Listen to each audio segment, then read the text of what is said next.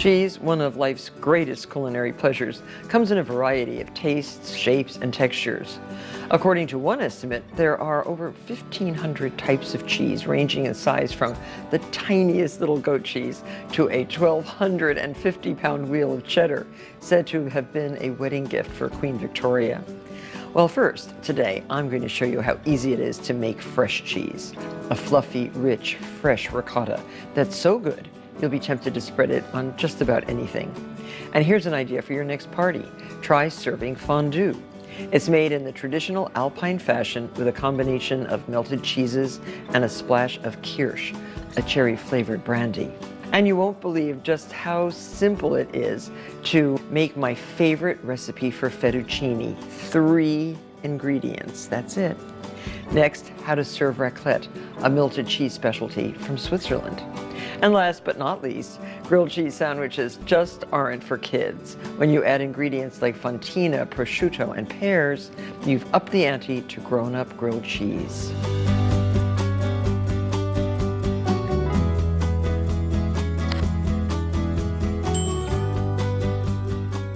Many of us are cheese enthusiasts these days, and learning how to make your own cheese at home is something that I want to know how to do it. So I thought I'd teach you how to make ricotta at home.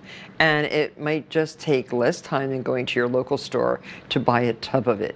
So we start first with 8 cups of whole milk. And I always buy nowadays milk that is marked organic. And 1½ cups of organic heavy cream, 1 teaspoon of salt,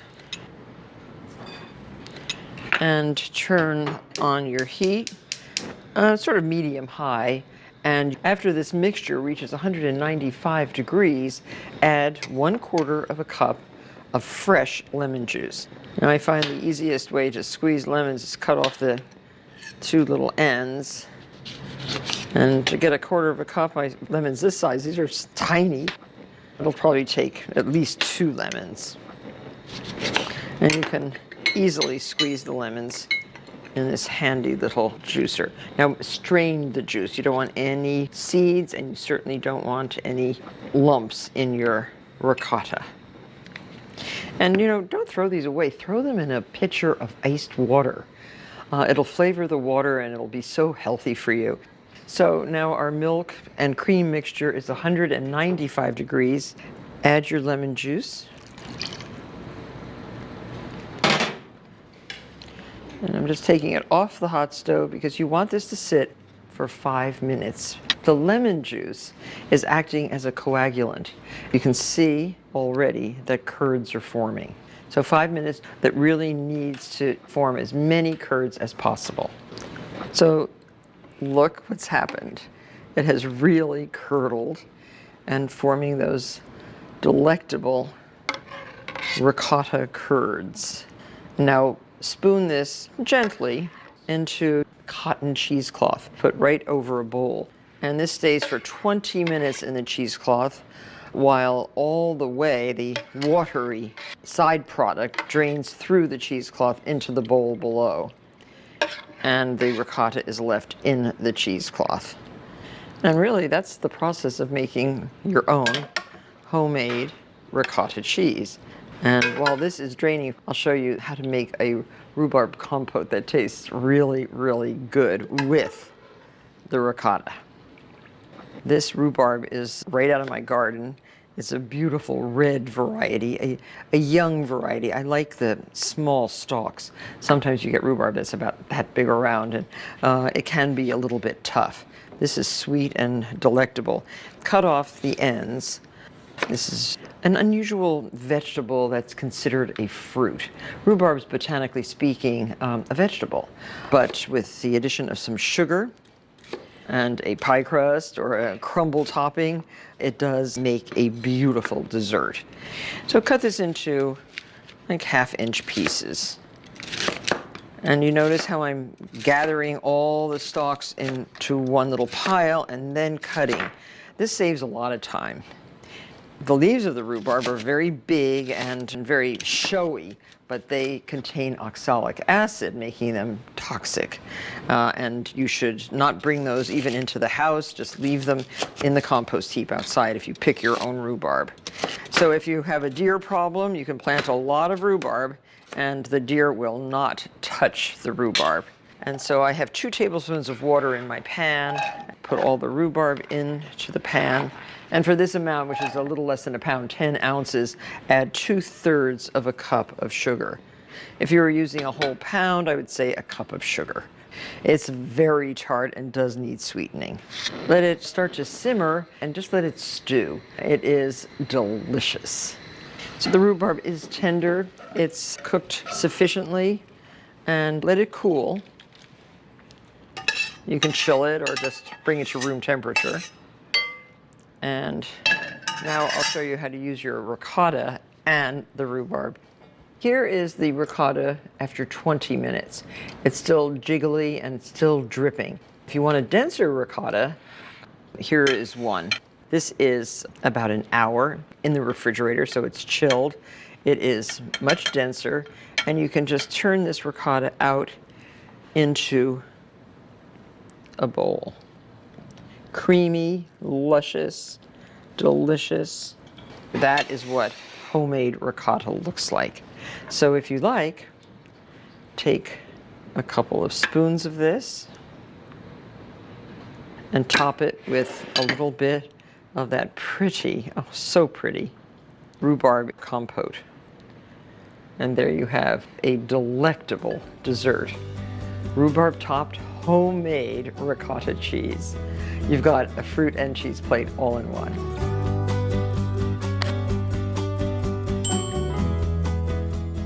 Well, now that we've left the little dairy on an Italian farm making our own ricotta, now I'm going to show you how the Swiss make fondue. I think fondue is just one of the most delightful ways to enjoy cheese. It's a heavenly melted cheese dish originating in Switzerland, somewhere in the mountains. And traditionally, several cheeses are combined and served communal style out of a pot, kind of like this, and eaten with speared cubes of bread. As tradition has it, if a woman drops a cube of bread into the fondue, she has to kiss all the men in the room.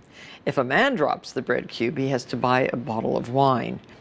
Oh, by the way, and if the person drops the cube for a second time, he must host the next fondue party. So it all sounds like lots of fun. And making fondue is extremely easy. So pour 1 1/3 cups of white wine, a good white wine, a nice hearty white wine, into your fondue pot. Now notice this fondue pot is narrow for its height. It is a typical shape and it holds a lot of fondue. Now I'm cubing up the cheese, Gruyere and Emmentaler. And both of these are very nice Swiss cheeses. And cube, like 1/4 inch, 1/2 inch cubes. The smaller they are, the quicker they melt. And the quicker you can enjoy this dish. Melted cheese at its best. So we have Emmental, this is the Emmental, and that is the Gruyere. Put those together, and to the cheese add 2 tablespoons of flour. This helps thicken the mixture as it cooks. 1/4 teaspoon of white pepper. Don't use black pepper because it will kind of make this speckled, and it's pretty when it has just pure yellow. 1/8 teaspoon of cayenne pepper. And stir this together. And there's no salt in this recipe because the cheese has a saltiness all of its own. So there we have that all mixed. The wine has come to a boil. And add the cheese a little bit at a time. Adjust your heat too so it's not too high. And you can use a wire whisk or a wooden spoon to stir. You want really smooth mixture, flavorful. It melts quickly.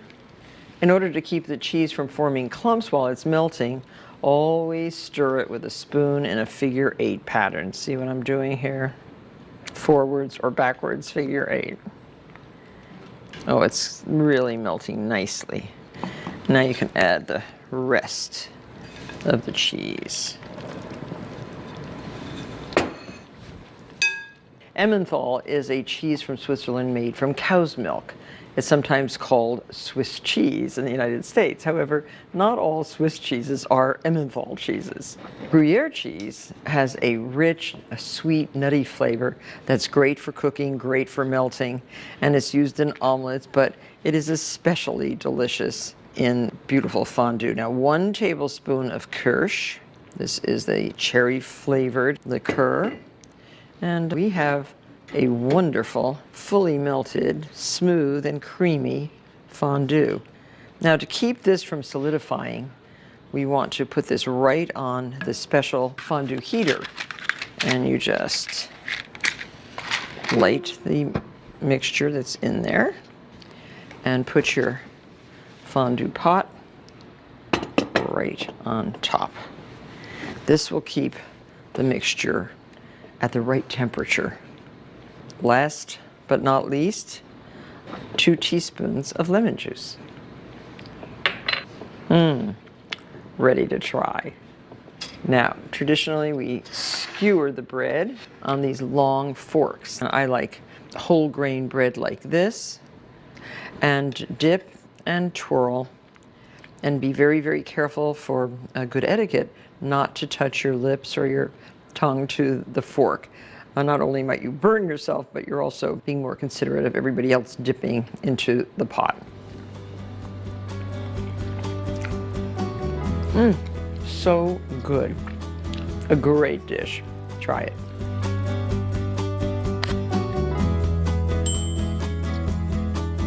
Now here's a recipe for a simple fettuccine Alfredo. I have 1 pound of fettuccine in a generously salted pot of boiling water. We have a 1/2 pound of Parmesan cheese grated and a 1/2 pound of good quality unsalted butter. This goes right into the bowl of your electric mixer. Just mix that up with the 1/2 pound of Parmesan cheese. As the story goes, fettuccine Alfredo was invented by a restaurateur in the early 1900s, and it was a simple pasta. It became very famous a little later on when Douglas Fairbanks and Mary Pickford visited Alfredo's restaurant on their Italian honeymoon. After eating his concoction, the couple brought Alfredo a golden fork and spoon in honor of his pasta. You won't believe how simple this pasta is to make, and I don't know if it deserves a golden fork and spoon, but it certainly enjoys your attention. So just mix the Parmesan and the butter, and you can add a little bit of black pepper if you like. So that's that part of the recipe. Rather simple, don't you think? No cream, no milk, no eggs. This is a 3 ingredient plus a little salt and pepper recipe. And the pasta is boiling. Just get this scraped off the beater. If you want pasta tonight, this is a really, really good and simple recipe. So here's your softened butter and cheese. Waiting now for the pasta to cook. This beautiful fettuccine, dried fettuccine, has a good, what they call tooth, has a nice texture, and that takes about 10 minutes. Have your colander set up in your sink for draining, and before you drain, save at least 1 cup of the pasta water. So I think the pasta is done. It actually took a little bit more than 12 minutes to cook. Now I've saved the water. I'll drain the rest. Be careful of your feet, don't splash.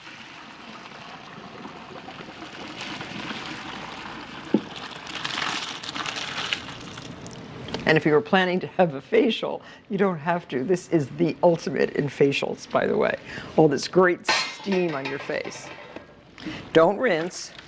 So now, put it right into your cheese and butter mix and toss. All of that cheese and butter will melt right into this beautiful pasta. And you can add a little bit of the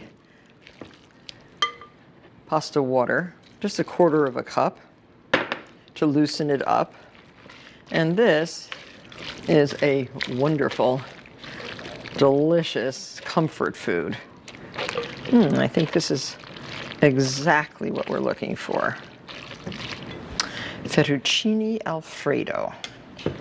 Pour it into your serving dish. It's creamy and moist, delicious. You can serve it with a little bit more grated cheese. And so here you have it. Eat it while it's hot. It's the ultimate in Italian comfort food. Fettuccine Alfredo.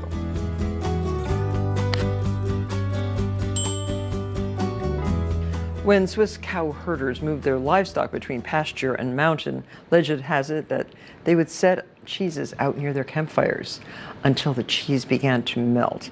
They would then scrape it little by little onto bread for their evening meal.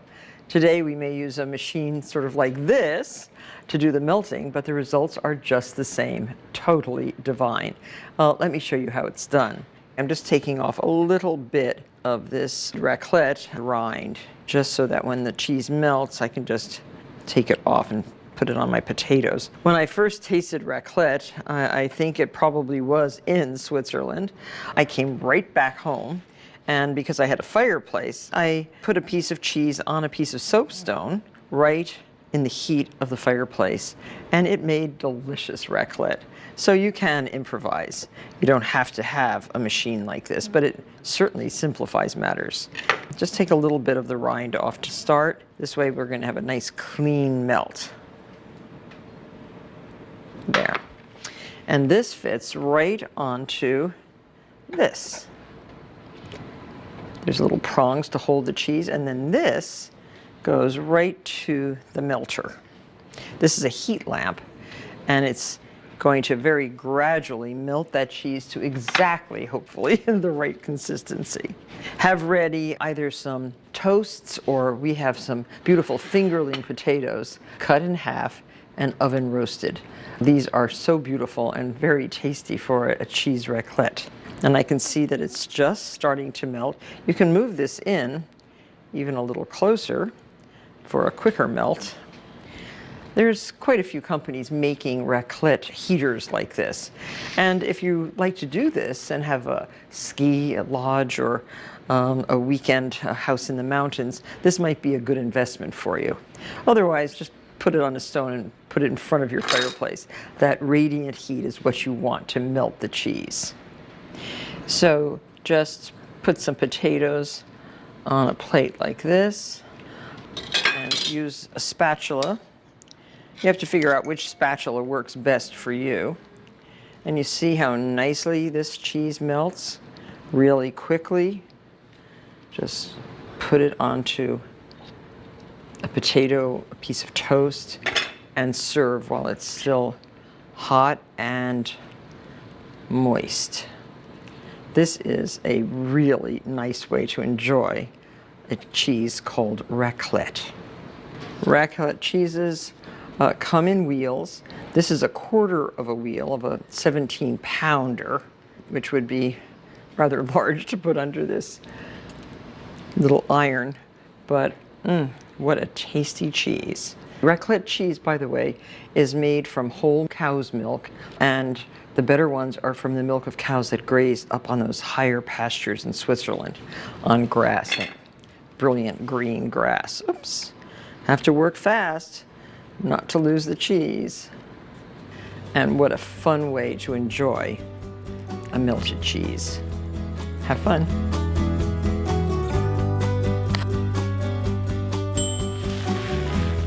Adored by young and old alike, the grilled cheese sandwich as we know it is commonly traced back to the 1920s, when both sliced bread and processed sliced cheese were invented. With its everlasting popularity, setting up a grilled cheese bar at your next party is sure to be a hit.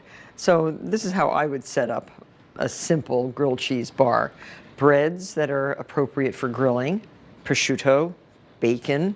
These are those little hapadus, some dill pickles, tuna, sardines if you like, avocado, tomato, onion, pears or apples, some fig jam, mustard, butter, and mayo. Oh, and don't forget the cheese. Cheddar, Fontina and Gruyere would be my choice. And we have this great grill pan. You could put 4 of these on a stove and have enough heated surface to make grilled cheeses for a party. So, mustard for this first sandwich. Mustard is good on grilled cheese. And now this is something that I would typically make at home. Mustard, I would do cheddar. Cheddar and tomatoes. Now, that's a lot of cheese, but I think a lot of cheese is good. So you can break the cheese too, like that. 2 slices of cheese. There. Bacon.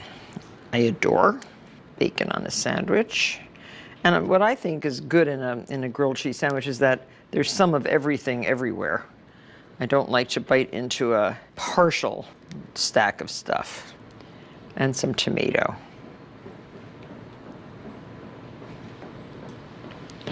And maybe 2 more slices of cheese. That will hold it together. And then another little bit of mustard. Not too much, you don't want to drown the sandwich. And a little mayo too is very good on grilled cheese. So that is 1 grilled cheese sandwich. And very important is to butter the bread. And the bread should be thick enough so that it's crispy on the outside and soft on the inside, but not so thick as to bury the contents. And the butter should be kind of room temperature and completely coat the exterior of the bread. So you just get that right on your warm griddle pan. And just let that start to bread sandwich like this. I think I'll do fig jam and pear. That sounds like a good combination. More sweet sandwich. So a little bit of this lovely fig preserve. And let's use Gruyere, which melts delightfully well. And some sliced pear. And a little bit more fig jam. And notice I'm not putting so much that it's going to drip all out. And 1 slice more. There. Again with the butter. So the bread, we have just a pain de mie, which is a basic white loaf with a nice crust, and it's square shaped, which is very nice for grilled cheese. And we have this beautiful country loaf, kind of a pan seigla. And we have a more heavy whole wheat loaf. Very pretty too. That'd be good as a tuna cheese melt.